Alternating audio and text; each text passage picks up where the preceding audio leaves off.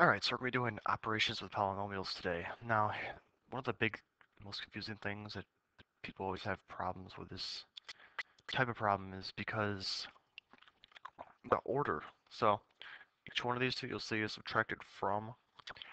Now, when you're subtracting from something, if I was to subtract 6 from 12, I could put 12 on top and then subtract 6 from it to get 6. So likewise, when we do an operation with polynomial question with subtraction, what's going to go first is actually what's written second.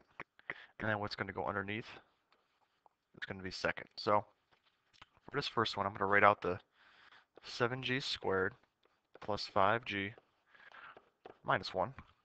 And I'm going to subtract. I'll put it in parentheses because I'm subtracting the whole thing. 3g squared minus 4g plus 2. So I'm going to change my signs. And I'll just rewrite each of my signs. So this is going to become a negative 3g squared. This will become a positive 4g. And then I'll cross this one out. This is going to become a negative 2. So now we can go ahead and change this to an addition because we flipped all the signs. So we got 7 minus 3, which is 4g squared. I always like to look back and just make sure that I know that I can eliminate answers once I do one of the terms. So there goes 1 and 4. Next term is positive 9g. That's going to get rid of answer 2. And let's check the third one just to make sure that the answer is going to be 3. And negative 1 and negative 2 gives negative 3.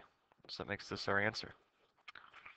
So for the next one, kind of the same thing. It's going to be 9x squared minus 2x plus 3.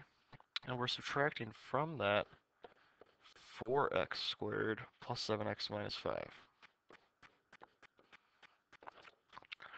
So same thing, change your signs.